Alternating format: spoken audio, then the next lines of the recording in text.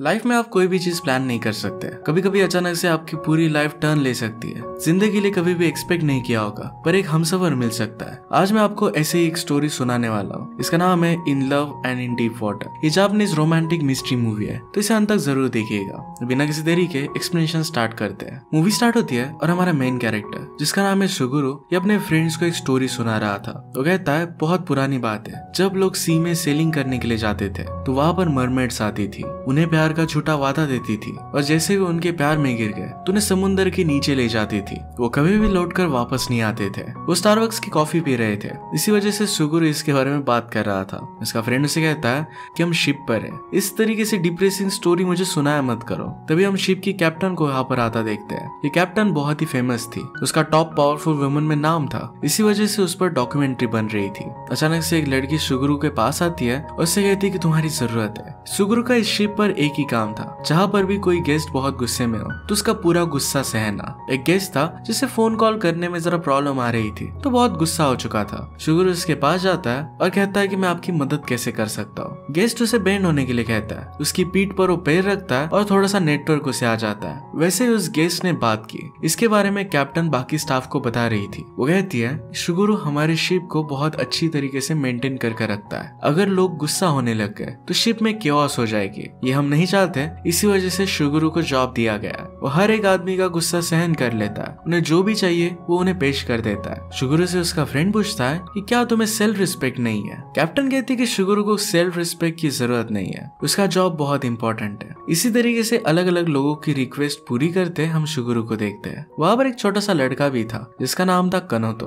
ये सारी चीजें वो नोटिस कर रहा था। कनोतो भी एक रिच फैमिली के लिए काम करता था। शिप पर हम एक मैजिशियन को बोर्ड होता देखते हैं। नेक्स्ट हमें दिखाया जाता है कि एक बहुत ही इंपॉर्टेंट डॉक्टर्स की फैमिली भी शिप पर आई हुई थी। इसमें एक सीनियर डॉक्टर थे जिनका नाम था कुरुमा और उनका बेटा और उनकी वाइफ भी थी। बेटे का नाम था मिचिको और बेटे के वाइफ का नाम था मिसाकी। आज मैजिशियन सबको जादू दिखाते हैं। उनके पास एक जादुई छड़ी थी जिससे इलेक्ट्रिसिटी बाहर आती थी। लोगों ने रिमेम्बर किया हुआ जो कार्ड होता था उसे डेक में से निकालने का काम ये मैजिकल छड़ी ही करती थी। सुगुरु बाहर आकर जरा रिलैक्स करता है, तभी उसके पास कनोतो आ गया। कनोतो कहता है कि सब लोग तुम्हारी बेइज्जती करते हैं, तुम इस तरीके से क्यों जीते हो। सुगुरु कहता है कि आप मेरे गेस्ट हो, आप मुझे जो भी कहोगे वो मुझे करना पड़ेगा। कनोतो ने कहा कि मैं भी यहाँ पर काम ही कर रहा हूँ। एक रिच फैमिली के लिए मेरी मदर मेड का काम करती है और मैं उसका बेटा हूँ, तो मैं भी उन्हें सर्व करता हूँ। सुगुरु कहता है कि आप कोई भी हो, पर फिर भी आप हमारे गेस्ट हैं, तो मुझे आपको सर्व करना ही होगा। कनोतो कहता है कि तुम्हारे आसपास सब लोग बहुत सेल्फिश है, क्या तुम अपनी लाइफ में कुछ पीस नहीं चाहते। सुगुरु कहता है कि मेरे लाइफ में कोई है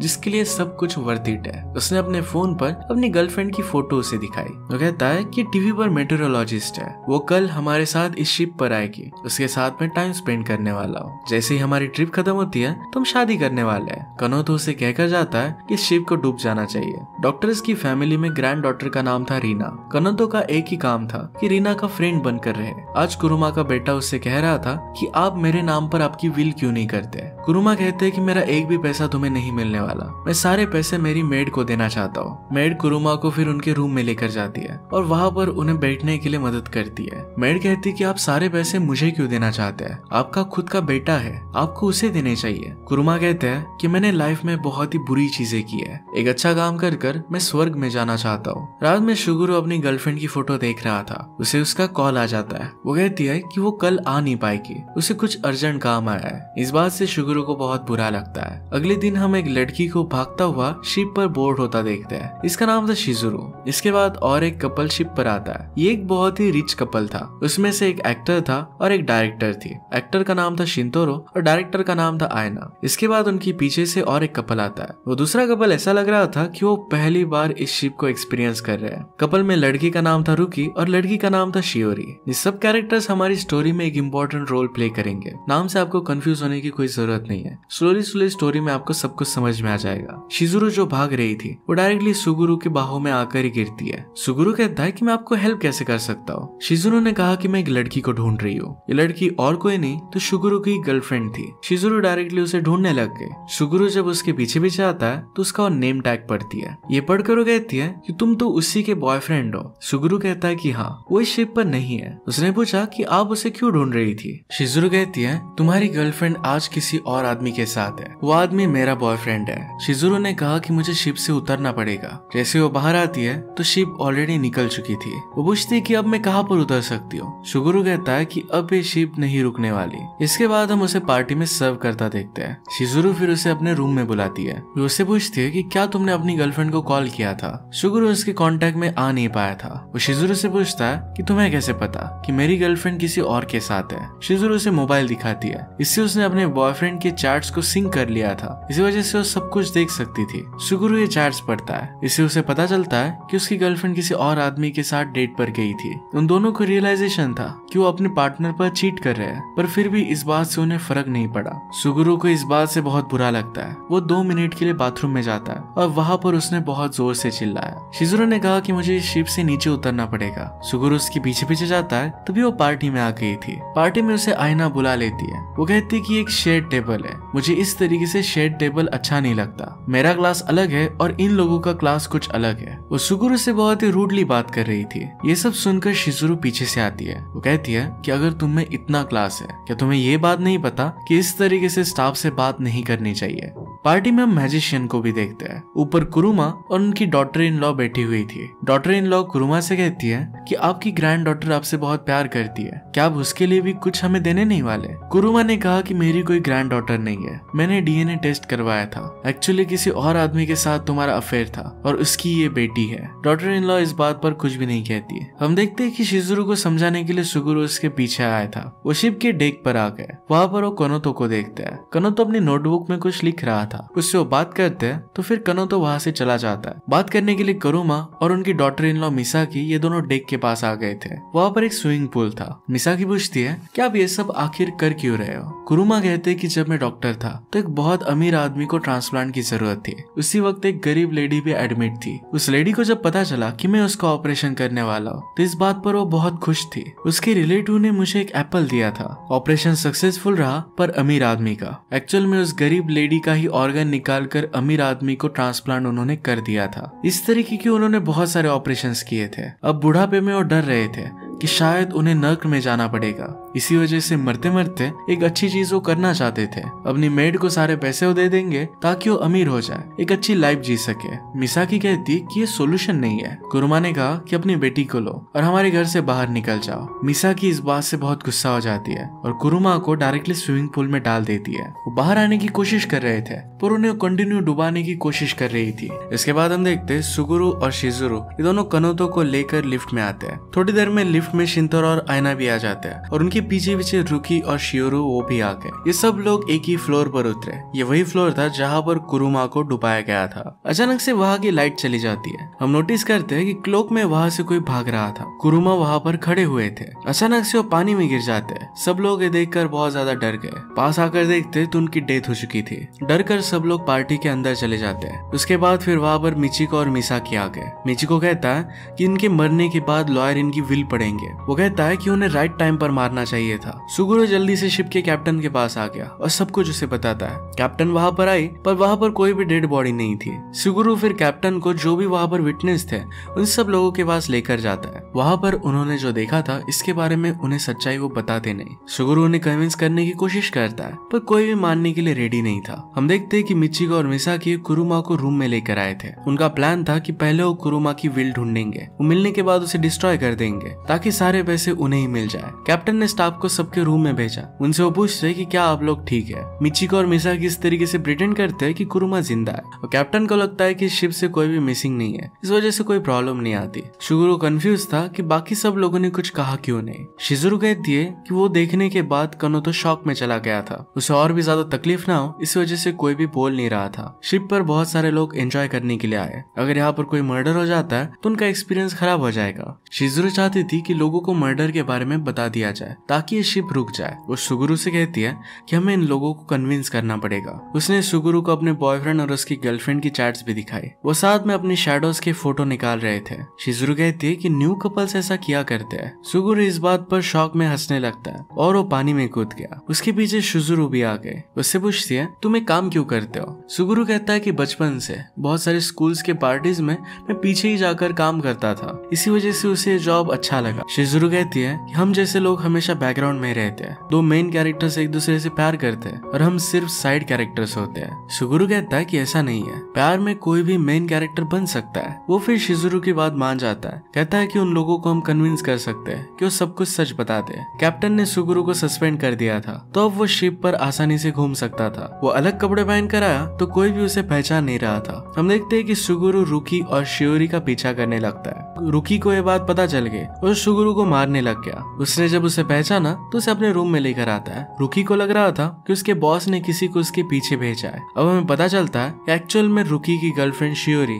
एक मॉब बॉस की डॉटर थी। रुकी भी उस बॉस के लिए काम करता था, पर उन दोनों में प्यार हो गया। अब वो दोनों शिप पर भाग कर आए थे। इसी वजह से रुकी डरा हुआ था। सुगुरु और शिजुरु उन्हें समझाने लग जाते हैं कि हमें इस मर्डर के बारे में लोगों को बताना चाहिए। रुकी इस बात से गुस्सा हो जाता है और शिजुरु को मारने लग गया। सुगुरु उससे कहता है कि आप वरी मत कीजिए, हम आपके बारे में किसी को भी पता नहीं चलने देंगे। इसके बाद वो वहाँ से निकल आता है। वो होटल में शिंतोरो और आयना को देखते हैं। शिंतोरो आयना को बता रहा था कि उसे जरा आर्टिस्टिक फिल्म करनी है, पर आयना उसे कहती है कि वो मूवीज पैसे नहीं बनाती, तुम्हें कमर्शियल मूवीज पर ही फोकस करना चाहिए।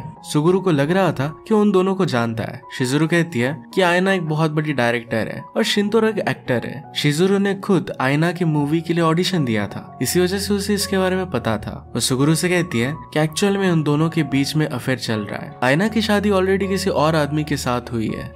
इसके बाद वो उन दोनों को लेकर रूम में आ जाते हैं। वो उन्हें कन्विंस करने का ट्राई कर रहे थे। आयना कहती कि मर्डर की वजह से सारे मजे किरकिरे नहीं होने चाहिए। शिजुरु ने कहा कि तुम्हें अपने पैसों का घमंड है, इस वजह से तुम इस तरीके से बात करती हो। आयना कहती कि तुम मुझे हेट क्यों कर रही हो, मैं अमीर हूँ, इस वजह से गरीब लोग हमें बहुत हेट करते हैं। कि तुम्हें ये नहीं पता कि इसके लिए मुझे बहुत मेहनत करनी पड़ती है। जो चीजें मैं करने के लिए रेडी हूँ वो तुम नहीं कर सकती। उसकी वो इंसल्ट करती है तो शिजुरु वहां से चली गई। रूम में जाकर अपने बॉयफ्रेंड की वो चैट पढ़ती है। इसमें उसे पता चलता है कि सुगुरु की गर्लफ्रेंड को बहुत बोरिंग लगता है। शिजुरु के बॉयफ्रेंड को लगता है कि वो लड़की की तरह नहीं लगती। ये सब सुगुरु भी पढ़ता है। शिजुरु सुगुरु से कहती है कि तुम बिल्कुल भी बोरिंग नहीं हो। वो भी उसे कहता है कि सब लोगों का व्यू बहुत ही अलग होता है, उससे तुम वुमनली नहीं लगती, पर एक्चुअल में बाकी तुम सारी लड़कियों की तरह ही हो। शिजुरु को चीयर अप करने के लिए वो कहता है तुमने अभी तक शिप की बहुत सारी चीजें नहीं देखी, मैं तुम्हें पर्सनली बहुत सारी चीजें दिखा सकता हूँ। शिजुरु इस बात के लिए मान जाती है। वो अलग अलग जगह पर जाते हैं और बहुत मजे करते हैं। उनके पास मैजिशियन एडवर्ड आया। वो उन्हें कार्ड देखने के लिए कहता है और एक पिक करने के लिए कहा। जब उसने कार्ड्स के डेक में से उस कार्ड को निकाला तो जरा गलत हो गया था। इसके बारे में वो ज्यादा सोचते नहीं और बाद में हंस देते हैं। ड्रिंक करने के बाद सुगुरु वहीं पर सो गया था। शिजुरु उसे ही देखती रहती है। थोड़ी देर में बाहर आकर शिजुरु सुगुरु से कहती है तुम एक अच्छे इंसान हो, हम जिन लोगों से बात कर रहे हैं शायद वही गलत है। हम उन लोगों की तरह सेल्फिश नहीं है, हम बाकी लोगों को क्या लगेगा इसके बारे में सोचते हैं और उनके साथ अच्छी तरीके से बिहेव करते हैं। सुगुरु कहता है कि तुम भी एक अच्छी इंसान हो।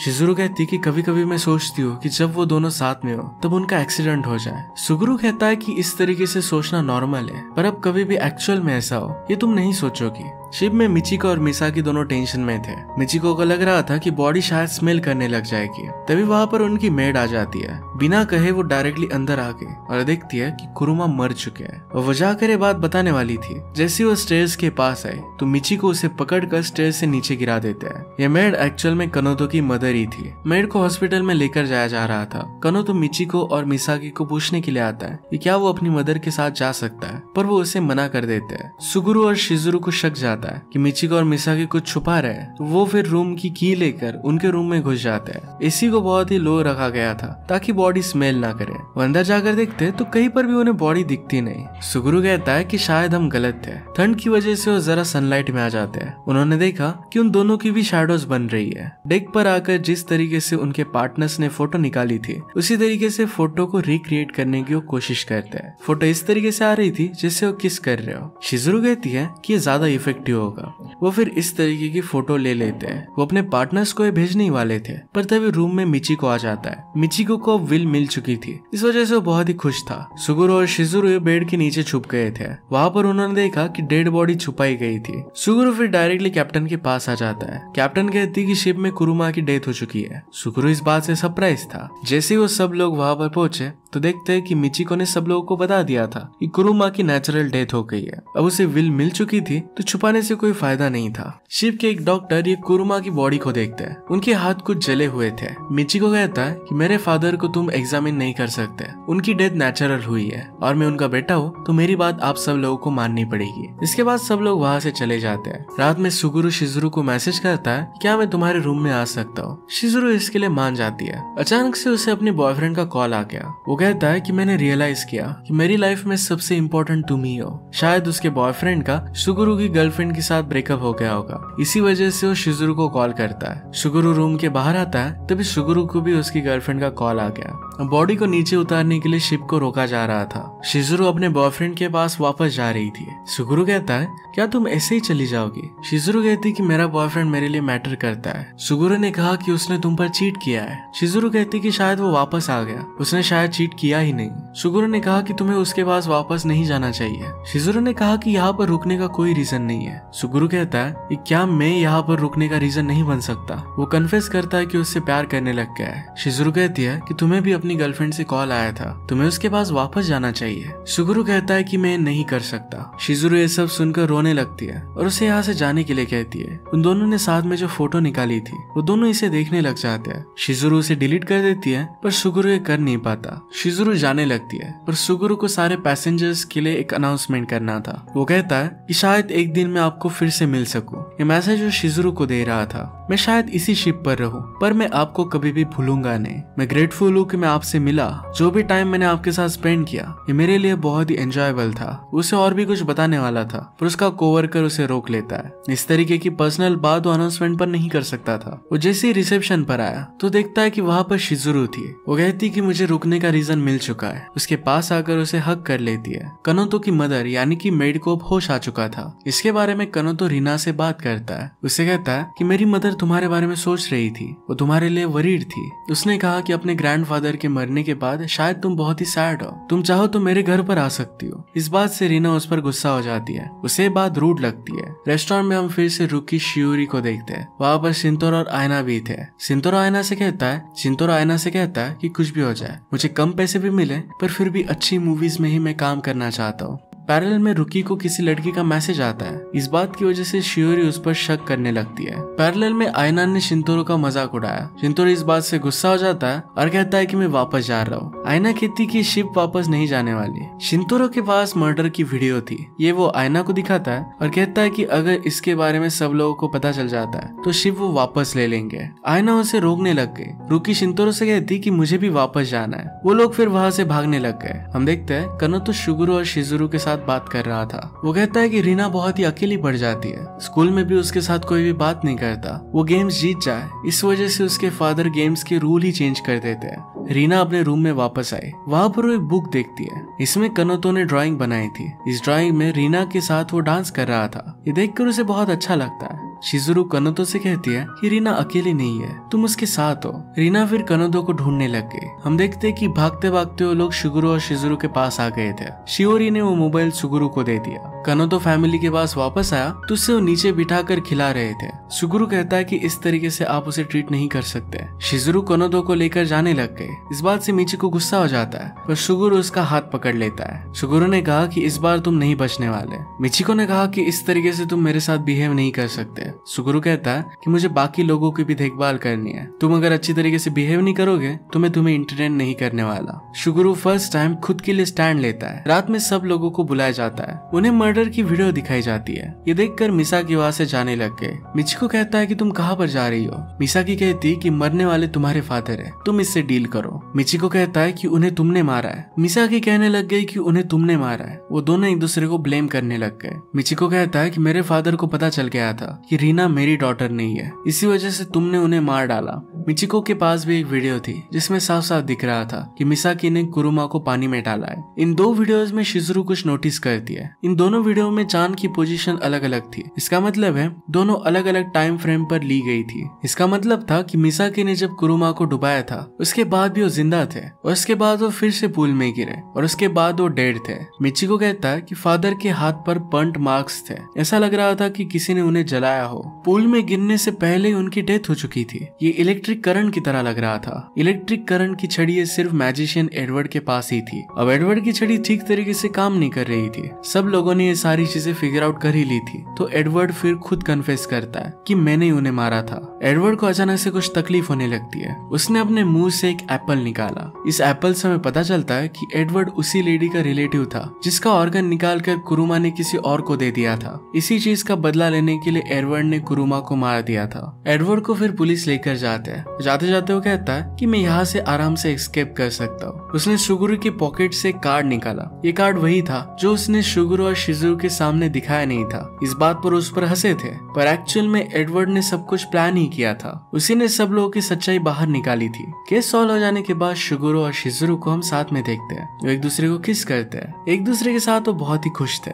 डेक पर हम देखते हैं कि कनोतो और रीना एक दूसरे के साथ बहुत एंजॉय कर रहे थे। कनोतो को अब मिचिको और मिसाकी की फैमिली में रिस्पेक्ट मिलने लग गई थी। वैसे भी अगर कनोतो को अच्छी तरीके से ट्रीट नहीं करते तो मेड को मिचिको ने धक्का दिया था और उसे अब होश भी आ चुका है, तो मिचिको जेल जा सकता है। इसी वजह से अब कनोतो भी सेफ था। इसी के साथ इस मूवी की हैप्पी एंडिंग हो जाती है। अगर आपको मिस्ट्री रोमांटिक मूवी अच्छी लगती है तो भी इसे लाइक और कमेंट जरूर कर दीजिएगा। बहुत सारी मूवीज लेकर आते रहता हूँ, तो प्लीज चैनल को सब्सक्राइब कर दीजिए और बेल नोटिफिकेशन आइकन दबाना मत भूलिएगा। फिर से मिलेंगे और एक नए मूवी के साथ। तब तक के लिए थैंक यू और आप अपने आप का ख्याल रखिए।